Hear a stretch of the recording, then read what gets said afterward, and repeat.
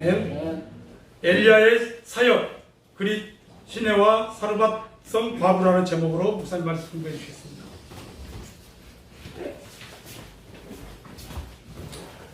기도하시겠습니다.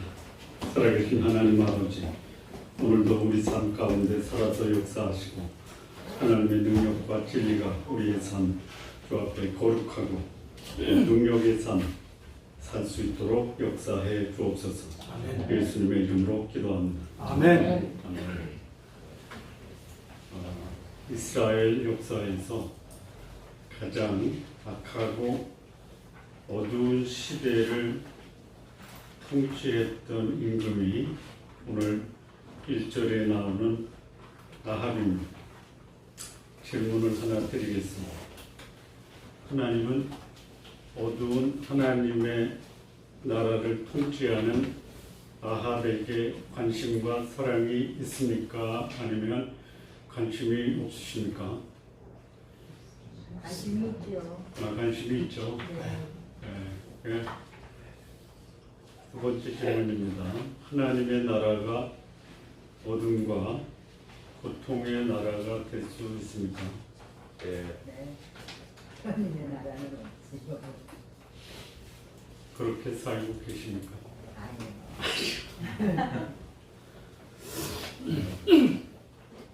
저는 하나님이 아합에 대해서 관심도 없고 그리고 아합을 심판하시는 하나님으로만 생각을 했었거든요. 근데 심판하시기 전에 아합을 찾아가시더라고요. 하나님이 직접 가시면 곧바로 사망하네요. 거룩한 분 앞에 서는 죄인은 사망이다. 그래서 하나님은 직접 가지 않으시고 사람을 보내셔서 아합을 만나게 하십니다. 하나님이 보낸 사람이 누구냐? 소위 선지자입니다. 아합에게 보낸 하나님의 선지자가 엘리야입니다. 근데 이 엘리야라는 분을 보면요, 아주 신기한 분입니다. 왜 신기하냐면요, 정체를 알 수 없기 때문에 그렇습니다. 여러분, 정체를 모르는 분을 만나면 신기하지 않으세요? 무섭죠? 무섭습니까? 두렵습니까? 네. 네, 그런 사람이 누구예요? 엘리야예요. 교향도 몰라요. 부모도 몰라요. 어떻게 자랐는지도 몰라요. 다만 알 수 있는 것은 뭐냐면 이 본문에 나오는 이름은 알아요. 이름이 뭐예요? 엘리야의 뜻이 뭐죠? 엘리야, 나의 하나님은 여호와이다. 이름을 지려면 그 정도는 줘야 됩니다. 나의 하나님은 여호와다. 왜 그랬을까요? 하나님이 아합에게 보낸 사람이 나의 하나님은 여호와다라고 하는 엘리야 선지자를 보내요. 그 얘기는 뭐예요? 아합, 너 내 하나님이 여호와라는 사실을 알고 있느냐? 그 얘기는요, 너의 하나님도 여호와다라는 것을 알고 있느냐? 아합은 하나님 나라의 왕이에요. 근데 그 하나님 나라가 우상의 나라로 전락이 됐어요. 베델과 단에 금송아지를 만들어 놓고 그것이 나의 하나님이다라고 했어요. 그때 엘리야는 아니다, 나의 하나님은 여호와다라고 그 이름을 가지고 아합에게 가요. 백성들과 왕이 한 통속이 돼서 죄 짓는 게 밥 먹는 것과 같았어요. 여러분, 죄 짓는 게 밥 먹는 것 같습니까? 죄 짓는 게 죽을 것 같습니까? 아니, 그냥 여러분 경험을 자, 죄 짓는 게 밥 먹는 것처럼 쉽습니까? 아니면 죄 짓는 게 죽을 것처럼 어렵습니까? 죄 짓는 게 밥 먹는 그렇습니다. 경험적으로 얘기하세요. 그런 아합에게 하나님이 나의 하나님은 여호와다라고 하는 이사야를 보냈어요. 그러니까 성경에요. 출신도 몰라요. 배경도 몰라요. 어디서 왔는지도 몰라요. 다만 그가 여기 있다라는 거 외에는 아는 바가 없어요. 엘리야가 어디 살았죠? 어디 살았죠? 사무엘상 열왕기상 11장 1절에 길르앗에 우거하는 중에 있는 디셋 사람 엘리야. 거기 우거하다라는 말이요. 뿌리 내리고 정착하다라는 게 아니에요. 임시 거처를 정하는 이게 우거하다라는 거예요. 여러분이 잘 아는 베들레헴 사람으로 모압 땅에 이민 간 사람 있죠? 가뭄에 엘리멜렉이 그의 아내 나오미와 두 아들을 데리고 베들레헴을 떠나서 모압 땅에 우거하기 위해서 이민 갔죠. 거기도 우거하다라는 단어가 나와요. 근데 우리말로 번역할 때는 다 우거하다라고 했어요. 여기 이제 그 열왕기상 17장 후반부에 엘리야가 그 사르밧성 과부집 옆에 우거하고 있었다고 그랬죠. 자기가 우거하고 있는 다락방에 아이를 데리고 올라갔다 했죠. 그게 달라요. 그 엘리야가 길르앗에 우거했다라는 것은 거기에 임시 거처를 정했다. 토사부라는 단어를 써요. 엘리멜렉이나 나오미가 그의 두 아들과 데리고 베들레헴에서 모압 땅으로 갔을 때 거기 우거하러 갔다라고 했을 때 그 우거라는 본래의 단어는 게르라는 단어예요. 이건 뭐냐? 이민 간 거예요. 이민. 그냥 개나리봇 지고 우연히 간 곳에 하룻밤 거처하는 곳은 토사도. 요게 엘리야가 길르앗에 갔을 때의 그런 모습으로 길르앗에 잠시 체류했다. 정착한 게 아니야. 그러니까 진짜 이 엘리야의 고향이 어디냐 몰라요. 디셉 사람이라고. 디셉도 어딘지 디셉이라는 이름은 있는데요. 구체적으로 어느 곳에 어떤 곳인지를 알 수가 없어요. 여러분 성경에 이름은 나와 있는데 정체도 몰라요. 출신도 몰라요. 배경도 몰라요. 근데 갑자기 등장해서 큰 일을 한 사람이 성경에 나오죠. 혹시 누군지? 이 정도는 돼야 되는데 멜기세덱. 엘리야는 나의 하나님은 여호와다고요.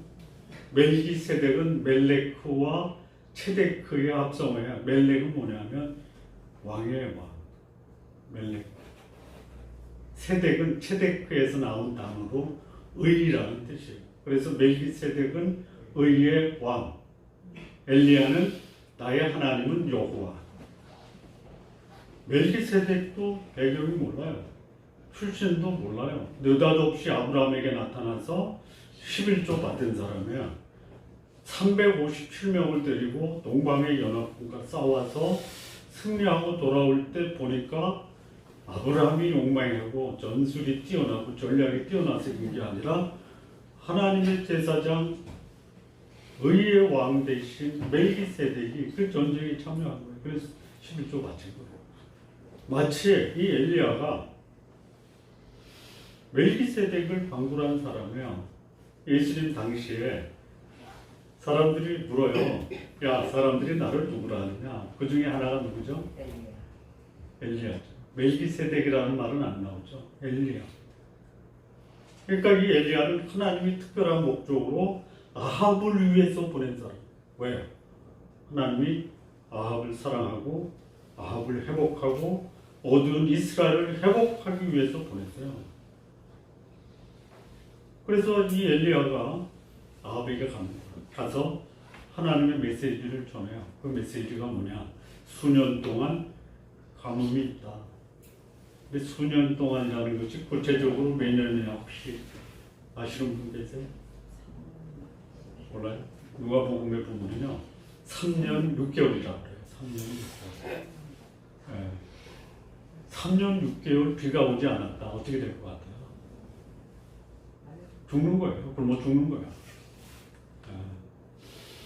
근데 그 경고의 말씀을 했어요. 왜 했어요? 아합에게? 왜 했냐면요. 너 그렇게 살면 안 돼. 그 말귀를 알아들어요? 말귀를 알아들어요? 못 알아들어요. 계속 어둡고 더럽고 오염된 통치를 하는 거예요. 예. 우상을 만든 거예요. 백성과 더불어 죄를 져요. 하나님의 말씀에는 나라는 것이 없습니다. 그러니 살려야 될 거 아니에요. 살려야 될 거. 그래서 하나님이 심판의 메시지를 내린 첫 번째 심판의 메시지가 뭐냐면 그거예요. 여러분 하나님의 사람이나 하나님을 대적하는 사람 그들이 죄를 줬을 때 하나님이 심판하는 심판의 수단이 네 가지가 있죠. 첫째는 이건 뭐 시력만 있으면 돼요. 기근이에요. 기근은 하나님의 심판일 수 있다. 먹고 살기 힘들면 내가 잘못했는가 좀 돌아보시기 바랍니다. 두 번째, 전염. 이 코로나가 그냥 병이 아닙니다. 무슨 병이에요? 하나님의 심판의 전조다 이렇게 보시고. 세 번째는 전쟁이에요. 전쟁. 사람의 죄와 악이 사람의 목숨을 함부로 여기는 거예요. 이게 하나님의 심판이에요. 네 번째는 뭐죠? 지진이에요. 근데 이 아합에게는 하나님이 두 가지 심판을 하시는데요. 첫째는 기근이에요. 말 안 들어요. 그래서 안 들으니까 하나님이 내리신 두 번째 심판이 뭐냐면 아람과의 전쟁이에요.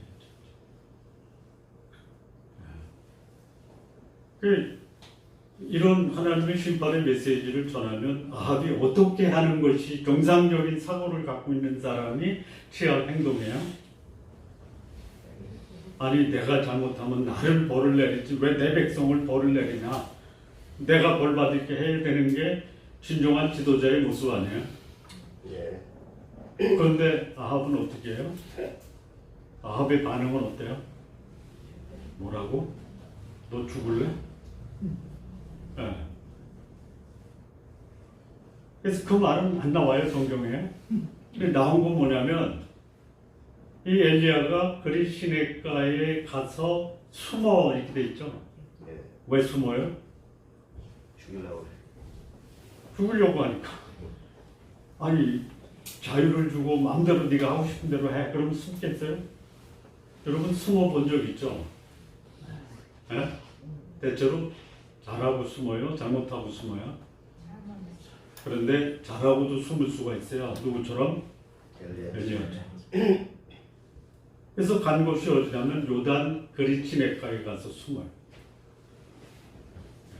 아합이 자기를 죽이겠다라는 거예요. 그 죽이겠다라는 정황이 언제 드러나냐면 바알 선지자와 싸우고 450명의 바알 선지자를 몰살한 후에 그 내용을 아합이 자기 아내 이세벨한테 가서 보고하죠. 그랬더니 이세벨이 뭐라고 하냐면 뭘 걱정을 해? 내일 내가 죽일게 그냥. 엘리야 내일 죽일게. 그랬더니 이세벨이 그냥 죽이지 안 죽이고 저는 전령을 보내요. 사신을 보내서 너 내일 이세벨이 죽인대. 그 얘기를 왜 해? 그 얘기를 뭐해? 빨리 도망가요. 어디까지 도망가냐면요. 유다 땅 브엘세바까지 가서 광야로 들어가서 호렙산까지 도망가요.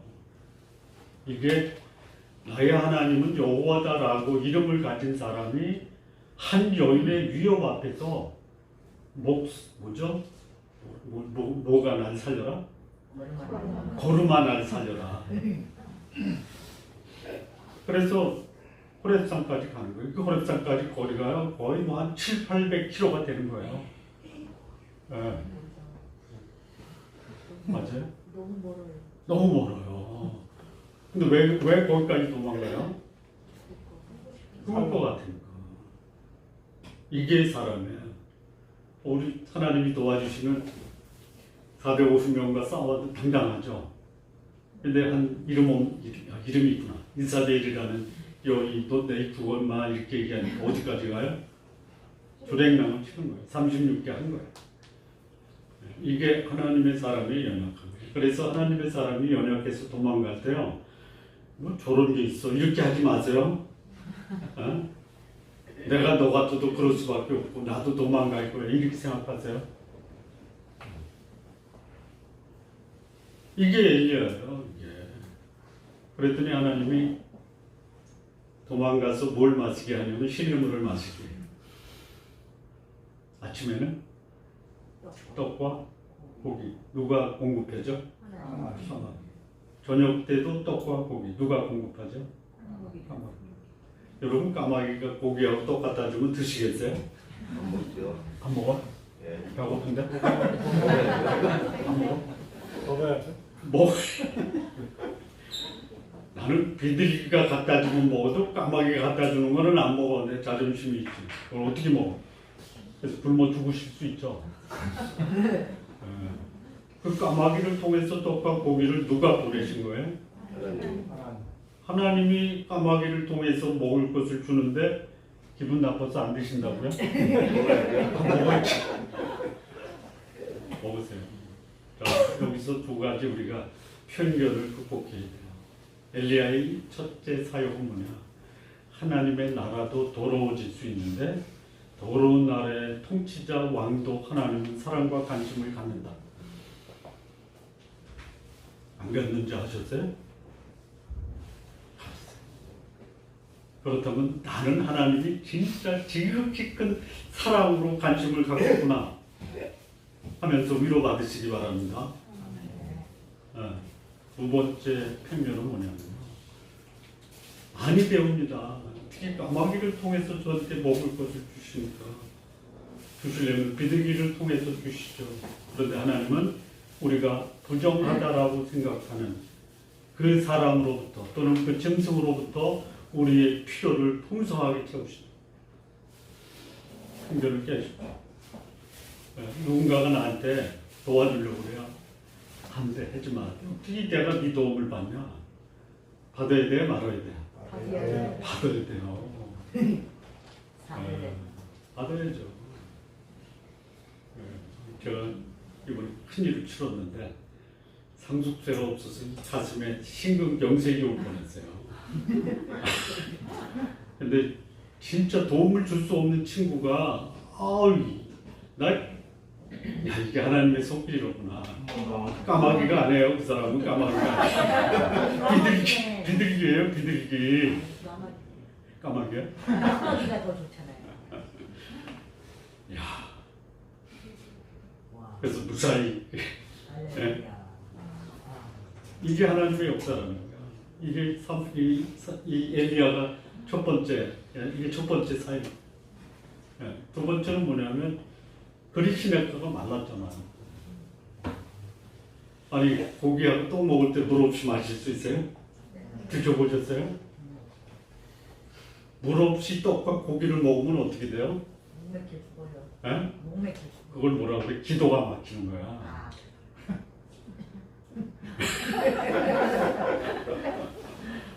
그랬더니 여기 떠나라고 하는데 어디로 가라냐면 시돈으로 가라고 그래요. 시돈. 여러분 이 그리시네가는 어디냐면 이 갈릴리 바다 흘러서 요단강 안에요. 요단강 건너편 이 요단 동편이 12지파에서 3개 지파가 거기를 차지하는데 맨 북쪽이 므낫세 반지파고 가운데가 갓지파고 남쪽이 루벤 지파예요. 근데 이 길르앗 거기에 잠시 체류하고 있는 이 엘리야가 그 길르앗 밑에 그리시네가가 있어요. 그러니까 이 요단강 지류에 거기 뭐 야복강도 있고 아르논강도 있고 근데 그 그리시네가도 강이라고 할 수 없을 정도의 시내가 흘러요. 말라버린 거야. 물 있는 곳에 가야 되죠. 근데 가라고 한 데가 시돈 땅이야. 시돈 땅. 이 그리시네가에서 시돈 좀 만만치 않아요. 거리로 따지면 한 200km 정도 걸어가는 거예요. 가뭄에. 이 시돈은 어디냐면요. 옛날 그 페니키아 있죠. 두로와 시돈. 지중해 연안. 거기까지 하나님 걸어가라고 그랬어요. 가요. 갔는데 하나님이 뭐라고 말씀하냐면 내가 거기에 있는 한 여인, 가련한 여인, 과부를 내가 만나서 그에게 너 마실 것과 먹을 것을 주게 하겠다라고 명령했다. 그래서 엘리야가 가요. 이상하지 않아요? 안 이상해요? 이상하지 않다라고 생각하는 사람은 진짜 이상한 사람이에요. 왜 그러냐? 시돈 땅 가면 안 되는 곳이에요. 왜요? 어두운 이스라엘보다 더 어두운 곳이거든요. 이스라엘을 어둡게 한 여인이 출생한 곳이 시돈 땅이에요. 그 누구예요? 이세벨이라는 여인이 시돈 왕 엘바알의 딸이에요. 예. 그 여인이 이스라엘로 시집 와서 아합과 결혼했는데 이스라엘의 역대 임금 중 19명의 임금이 있어요. 북쪽에.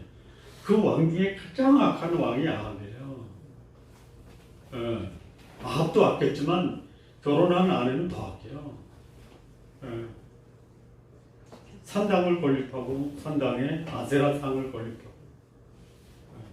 잘 살면 하나님의 복이다라고 하는 게 아세라상이에요. 그 근동의 그 유물들 중에 아세라상이 어떤 거냐면 여인의 모습으로 젖가슴이 많은 여인, 번영과 풍요 이거면은 하나님이 복 주셨다. 수단과 방법은 가리지 말아라. 이 시돈 땅이 이세벨의 고향이에요. 근데 하나님은 그쪽으로 보내요. 자, 엘리야로 돌아가서 생각해보세요. 하나님이 엘리야한테 나 시돈 땅으로 가래. 어떤 생각이 들까요? 어떤 생각이 들어요? 어떻게 나를 그곳에 보내? 보내시려면 좀 경건한 사람이 있는 곳에 보내야지. 이스라엘을 어둠과 더러움으로 몰아간 이세벨의 고향으로 나를 가라고? 가시겠어요? 가시겠냐고요? 네? 해야죠. 가야죠. 네. 왜? 하나님이시. 그렇죠. 근데요, 하나님 왜 가라고 했을까요? 거기 누가 있어요? 한 가련한 과부, 아들 하나 데리고 사는 이 가련한 여인이 거기서 하나님의 도움을 기다리고 있었다. 가라고 하면 가야 돼요. 뭐 이렇게 신학교 졸업할 때 졸업식장에서 부르는 찬양이 하나 있거든요. 그 찬양이 뭐냐면 부름받아 나선이 몸이에요. 부릅니다. 부름받아 나선이 몸 어디든지 가오리라 가로치고 나만 빼놓고. 그러니 사르밧성에 가라고 했는데 엘리야 마음에 이해가 안 되는 거예요. 그런데 하나님의 명령이니까 가요. 여기 여러분 이 말씀을 함께 우리가 교독하면서 여러분들이 이 시력만 있으면 되거든요. 가장 많이 나오는 표현이 뭐죠? 못 보셨죠? 보셔야 돼요. 뭐냐면 여호와의 말씀이 그에게 임하여 여호와의 사심으로 맹세하노니. 이 표현이 굉장히 많이 나와요. 그러니까 엘리야는 하나님의 말씀에 순종한 거예요. 그래서 그리 간 거예요. 안 가고 싶어요. 왜? 그 시돈 땅의 왕의 딸로 인해서 이스라엘이 아주 최악의 상태로 빠져버린 거예요. 근데 하나님이 거기 너를 기다리고 있는 한 과부가 있고 그 과부가 너에게 마실 것과 먹을 것을 줄 것이다. 그래서 엘리야는 그 말을 듣고 어떤 생각을 할까요? 아, 그 여인을 구원하라 하는구나. 맞아요. 또 배고프잖아요. 300km를 걸어서 거기까지 가잖아요. 그러면 하나님이 한 과부를 통해서 먹을 것을 푸짐하게 준비했을 것을 생각했을까요? 아니면 한 조각 먹고 오늘 죽을 여자를 만나게 했을 거라고 생각했을까요? 푸짐하게 줬어요. 푸짐한 것을 준비해놓고 엘리야를 영접할 것을 기대했겠죠. 갔어요. 성문 앞에 한 여인이 나무를 주서요. 그리고 얘기해요. 먹을 것은 주십시오. 당신 하나님이 얘기했다라고 내가 들었는데 그랬더니 내가 하나님의 사심으로 맹세하는데 나 먹을 거 없어. 굳이 있다면 항아리에 밀가루 조금하고 병에 기름 조금 있고 요거 오늘 먹고 내 아들하고 죽을 건데 어떻게 그렇게 매정하게 그것까지 달라고 하느냐. 당신 매정한 사람이야. 예, 그렇게 얘기 안 했겠어요? 그런데 하나님이 그렇게 이 여인에게 미리 가서 엘리야라는 선지자가 오니까 네가 먹을 것을 줘라 이렇게 얘기했어요. 그때 그 여인의 생각이 어땠을까요? 나 먹을 것도 없는데 이거 가지고 다른 사람 주라고? 당신 미친 하나님 아니야? 이렇게 생각할 수도 있죠. 예. 이게 신앙인이 겪을 수 있는 삶의 환경이에요. 나 먹을 것도 없는데 남 주라고 한다. 어떻게 하실래요? 아니 여러분 있으면 줘요?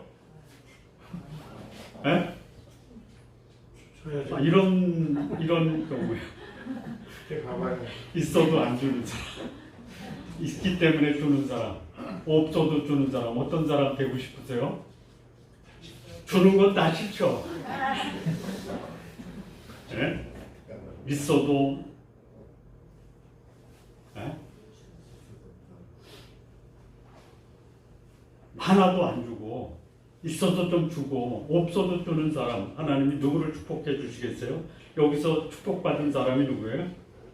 없어도 줍니다. 없는 사람이에요. 근데 드렸단 말이에요.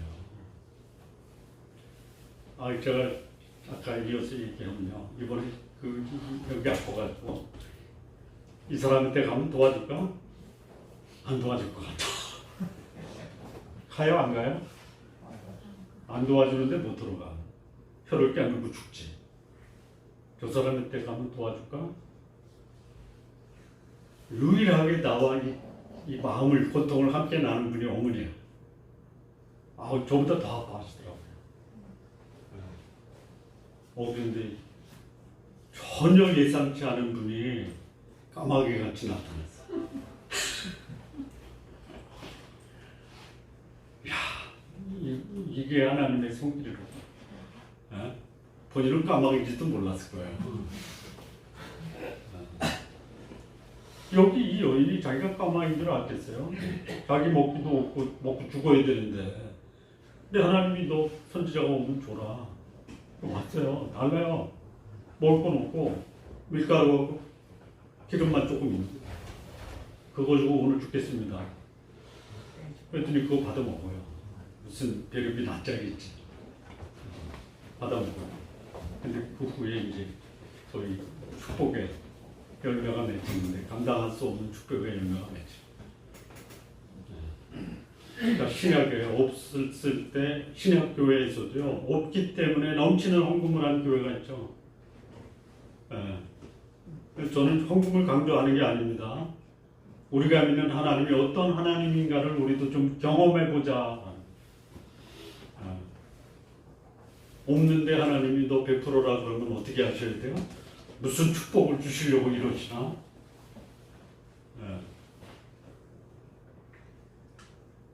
하나님의 은혜와 축복이 그 말씀을 순종하는 자에게 주어진다라는 거 우리 성도님들 경험하십시오. 경험하십시오. 그 경험 못하는 것은 왜 경험 못하느냐? 하나님이 아까워서 안 주시는 게 아니에요. 그 축복을 주시기 위한 내 삶의 하나님 말씀에 순종하는 것이 부족하기 때문에 그럴 수 있다. 자, 그래서 하나님이 이 두 번째 사르밧성 과부를 통해서 주시는 교훈이 뭐냐면 사르밧성이에요. 어둠의 땅에 가련한 한 여인, 그에게도 하나님은 관심과 사랑이 있다. 어둠의 땅을 지배하고 있는 왕에게도 사랑과 관심과, 어두운 땅에 거하고 있는 도울 손길이 없는 가련한 여인도 하나님은 그에게 가진 모든 것을 요구하면서 넘치도록 축복하시는 거예요. 경험했어요. 근데 하나님의 관심은 먹고 사는 문제입니까? 죽고 사는 문제입니까? 여러분, 먹고 사는 문제와 죽고 사는 문제가 있다. 어느 것부터 해결하실래요? 예? 예. 근데 이 여인의 아들이 갑자기 숨이 끊어졌어요. 예? 그러니 이 밀가루통이나 기름병에 밀가루가 가득 차고 기름이 떨어지지 않은 것이 이 여인의 마음에 못 들어와요. 나도 죽자의 경우 있죠. 하나님은 먹고 사는 문제에 관심이 있어요. 풍성하게 채우세요. 더 중요한 것은 뭐예요? 죽고 사는 문제예요. 자기 아들이 죽으니까 누구를 찾아요? 엘리야를 찾는 거예요. 여기 두 가지 중요한 교훈이 있어요. 아들이 죽으니까 이 여인이 엘리야한테 뭐라 그래요? 안 읽었어요? 우리 읽었잖아요. 생각이 안 나죠? 우리 읽은 건 생각 안 나요. 들은 건 생각나도 죄를 생각나게 한다라고. 그러니까 이 여인이 자기 아들 죽은 것은 누구 탓이래? 내 탓이야. 하나님을 만난 사람, 예? 거룩하신 하나님 만난 사람은 그 앞에서 내가 얼마나 부정한 사람인 것을 볼 수 있어요. 그래야 생명이 살아날 수 있는 거예요. 생명의 주관자가 하나님이에요. 그런데 생명의 주관자 되신 하나님 앞에 서는 사람은 한결같이 내가 하나님 앞에 얼마나 부정한 사람인 것을 직시할 수 있어야 된다. 그 아이를 데리고 엘리야가 자기가 우고하는 다락계에 그냥 일반 거실이 아니고 거실도 없었나 봐요. 그냥 다락에다가 그냥 뭐 거적 하나 깔아놓고 임시 거기서 쉬게 했던 것 같아요. 침상에다 이 아이를 갖다가 눕히고 그 위에 올라가요. 아이 위에 그 뭐라 그랬죠? 엎드리고 폈다 했죠. 폈다 엎드렸다. 그러니까 그 아이 그 몸 위에 3번 올라가서 문지른 거라 했죠. 몸으로 문지른 거예요. 그래서 한 기도가 있죠. 어쩌자고 이렇게 하셨습니까? 어쩌자고 했습니까? 뭐라고 그랬죠? 예, 20절이에요. 20절, 17장 20절에 엘리야가 여호와께 부르짖어 이르되 내 하나님 여호와여 주께서 내게 우고하는 집 과부에게 재앙을 내리사 이 아들을 죽게 하셨습니까? 이렇게 얘기해요. 가련한 여인인데 어쩌자고 이 여인의 아들을 데려가십니까? 왜 재앙을 내렸습니까? 왜 재앙을 내렸죠? 왜? 하나님이 이유 없이 재앙을 내리세요? 여기 이 여인에게 깨닫게 했잖아요. 18절에 여인이 엘리야에게 이르되 하나님의 사람이여 당신이 나와 더불어 무슨 상관이 있기로 내 죄를 생각나게 하고 또 내 아들을 죽게 하려고 내게 오셨네. 엘리야가 사람을 죽이는 거예요? 죄 문제 해결하는 사람은 죽음으로 그 심판과 형벌을 받는 거예요. 예. 그러니까 여기에 담겨있는 또 다른 하나님의 깊은 의미가 뭐예요? 죄 지은 자들은 살아날 수가 없다 이거예요. 근데 이게 이 엘리야의 사역이 사르밧성 가부를 위한 사역을 하나님이 말씀하기 위해서 여기 기록한 겁니까? 아니면 더 큰 의도가 있습니까? 하나님이요 기근으로 심판을 예고하고 심판을 내렸음에도 불구하고 아합이 회개합니까? 안 합니까? 안 해요. 하나님이 기근을 통해서 했는데 그 다음에는 뭐냐면 바알 선지자 450명을 못 살아요. 그래도 회개를 안 해요. 마지막에 한 게 뭐냐면 아람의 벤하닷이 자기 주변 국가 32개 도시국가의 왕들과 연합해서 사마리아를 완전히 포위를 해요. 회개할까요? 안 할까요? 안 해요. 거기서 아합이 취한 태도가 두 개. 첫째는 죽었다. 네, 항복해요. 그랬더니 벤하닷이 네 마누라 다 데려와. 네 아들들 다 데려와. 그거 보내겠어요? 안 보내겠어요? 말로 할 때는 말로 다 협박할 때는 다 죽여. 근데 직접 그 벤하닷이 전령을 보내서 내일 오후 12시까지 여기 갖다 놔라. 네 마누라 아내들하고 자식들 다 당황하라. 그래서 두 번째 대응한 게 뭐냐면 그 고관들하고 그 백성의 장로와 백성들을 소집을 해요. 어쩌면 좋으냐. 대안이 뭐예요? 대안이 뭐예요? 한마디로 말하면요. 죽을 때 죽더라도 덤벼보자 이게 대안이에요. 여러분 죽을 때 죽더라도 일단 덤비자. 그걸 한마디로 말하면 뭐예요? 자존심은 살려야 될 거 아니야. 자존심이 살려줍니까? 자존심은 살아도 목숨은 어떻게 돼요? 예? 우리 같이 싸우다 죽자요. 그때 하나님이 한 선지자를 보내요. 예, 여전히 하나님이 전쟁 통해도 이스라엘을 사랑하신다는 걸 승리해요. 베나닷이 술 먹다가 그 하나님의 선지자가 야, 사람을 좀 소집하라. 누굴 소집할까요? 고관들의 자식들을 소집하라. 누가 앞장설까요? 아합 네가 앞장서라. 그래서 그 고관들의 자식들하고 아합이 앞장서서 나가니까 베나닷이 복을 받아요. 항복하러 오든 싸우러 오든 다 잡아라. 예. 그래서 베나닷이 술 먹고 있는 그곳에 아합과 370명이 가서 이제 공격을 하니 급습을 하니까 기겁을 다 도망가고 베나닷도 말 타고 도망가요. 그게 아람과 아합의 1차 전쟁. 1년 후에 또 베나닷이 또 전열을 정비해서 들어와요. 그때는요 포로를 잡아요. 이게 하나님의 나라에 대한 하나님의 섭리예요. 근데 문제는 하나님이 아니라 아합이에요. 예, 포로 됐어요 베나닷이. 5주 후에 할 겁니다 이거. 베나닷이 포로가 되니까 아합한테 뭐라고 하는지 알아요? 무릎 꿇고 오 형님이요 이렇게 얘기해요. 예. 마음 약한 아합이 베나닷을 풀어줘요. 그게 이제 아합이 하나님의 심판으로 3차 전쟁에서 아합이 화살에 맞아서 죽은 거예요. 예. 생명의 주관자가 하나님이지 자기가 아니에요. 예. 그리고 이 여인을 하나님이 이제 결론을 내야 되는데요. 이 여인이 하나님이 공의를 여기셨어요. 한 여인은 나라를 망친 여인이 된 이사벨이고 한 여인은 구원할 자가 아무것도 없는 절망의 여인이 하나님의 사람을 만나서 육신적인 필요도 공급을 받고요. 생명이 구원받는 이런 기적을 경험해요. 그리고 고백을 해요. 이 고백이 이 엘리야의 사역의 첫 번째 가장 중요한 교훈이에요. 뭐냐? 하나님이 살아계시다라는 것이 진리고 하나님의 말씀도 진리다라고 고백을 해요. 이게 이제 21절이죠. 4절을 보면요. 이 여인이 엘리야, 그러니까 자기 아들이 살아서 데리고 와서 주잖아.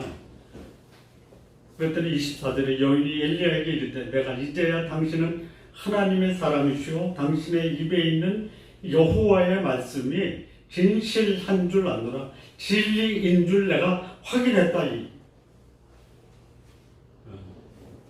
여러분의 삶을 통해서요. 여러분이 믿는 하나님이 참된 하나님이실 뿐만이 아니라 여러분이 전하는 하나님의 말씀이 진리라는 것을 다른 사람들이 경험하게 하는 그런 분들 되시기 바랍니다. 쉽지가 않아요. 여러분 말씀대로 사는 게 쉽습니까? 말씀을 조금 거스리면서 사는 게 쉽습니까?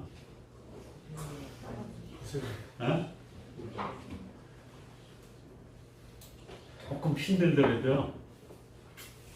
제가 어제 어느 분에게 그런 얘기했어요. 하나님의 말씀에 순종하는 것이 당신들 볼 때에는 우습게 보여도 나는 그게 목숨처럼 소중한 거다. 이런 식으로 얘기를 했어요. 그래가지고 어떻게 되겠어요? 이렇게 생각을 했는데 하나님 그렇게 인도하신단 말이에요. 순종하는 자에게 하나님은 기적을 베푸십니다. 그게 여러분에게도 일어나기를 바랍니다. 네. 일어나셔야 돼요. 인생살이가 쉽지가 않잖아요. 내 방법대로 하면은 내 방법이 나를 살립니까? 아니면 때로는 나를 망칩니까? 경험적으로 얘기하세요. 네? 여기 엘리야에게 역사하신 하나님, 그 하나님이 오늘 여러분의 하나님이 되시고 여러분이 이 시대의 엘리야와 같은 사람들 되시기 바랍니다. 기도하시겠습니다. 하나님 아버지 감사합니다. 어둠의 시절 하나님의 사람 엘리야를 통해서 하나님의 선하심 또 인자하심 그리고 생명의 주인 되시고 말씀이 진리이신 것을 선포해 주신 것 감사합니다. 이 시대에도 여전히 하나님은 그때의 하나님과 동일하신 분이고 생명의 말씀의 주관자이시고 역사를 주관하시는 하나님이심을 우리 모두 경험하게 하옵소서. 예수님의 이름으로 기도합니다. 아멘.